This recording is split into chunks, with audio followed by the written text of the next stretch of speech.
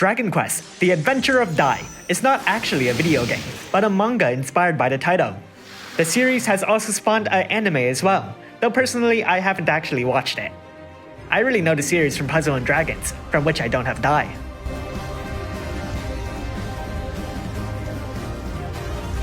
Hero Dai's Trustmaster reward is an accessory of strong attack and magic.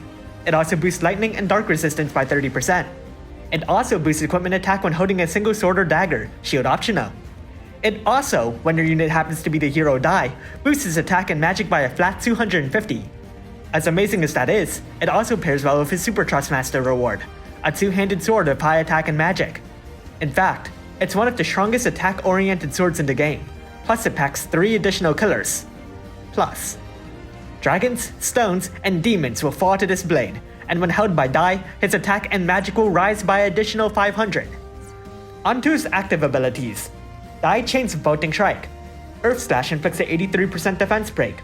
Wave Slash hits all enemies and boosts your team's fire and ice resistance by 80%. Air Slash removes enemy buffs, deals a single weak blow, that is, unless you're fighting a rock, and then deals a second blow that's not so picky. Zappo lowers lightning resistance by 120%, and deals lightning magic damage.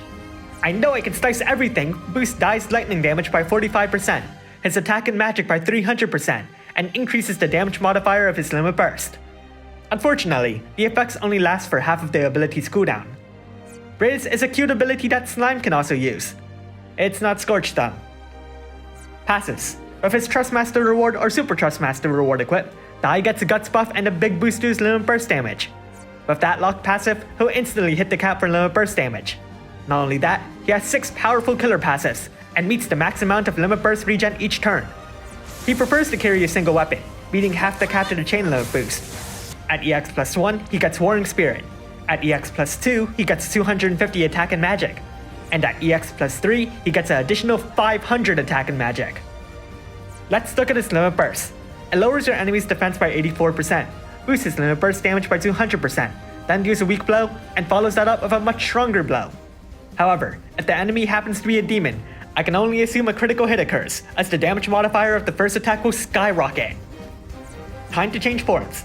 Hero Dai's Brave Shift has a 4-turn duration and a 3-turn cooldown. Onto his active abilities. It's time to awaken. The dragon inside of me can be used once per battle. It fully restores Dai's HP and fills his limit burst gauge. Kazap is Zappo, but hits all enemies, has higher damage, and has a higher cost. Kaswoosh is Wind Kazap, but significantly weaker.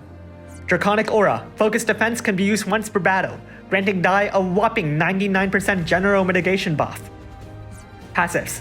He loses his limit burst regen, in exchange for a hefty amount of passive stats. He also gets an additional Brave ability which will increase the damage modifiers of his Brave abilities and Air Slash. If you look at his elemental resistance, you see that he also gains some dragon stuff. Let's look at his limit burst. It lowers the enemy's defense and spirit by 85%, lightning resistance by 130%, increases Dai's limit burst damage by 300%, then deals lightning physical damage. The first blow is weak, unless you're fighting a demon, and the second blow will become stronger the next time you use it. Let's rank Brave abilities. Raising them just raises their damage modifiers, not their effects. So I'd prioritize Advent Style's second technique for the passive buff, Wave Slash because it chains, and lastly Earth Slash. Time to make a damage rotation. I'll assume his limit burst is at max level. On turn 1, switch forms. Activate his limit burst. On turn 2, cast I Know I Can Slice Everything. It's time to awaken, the dragon inside of me, and cause that would generally work best. On turn 3, use his limit burst again. On turn 4, triple cast Kazap, if possible.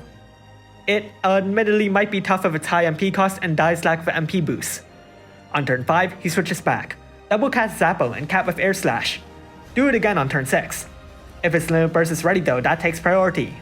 Regardless, on turn 7, cast I Know I Can Slice Everything, Zappo, and Air Slash.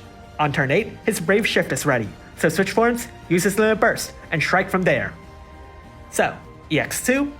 If you have Dai, his EX Awakenings will greatly benefit him.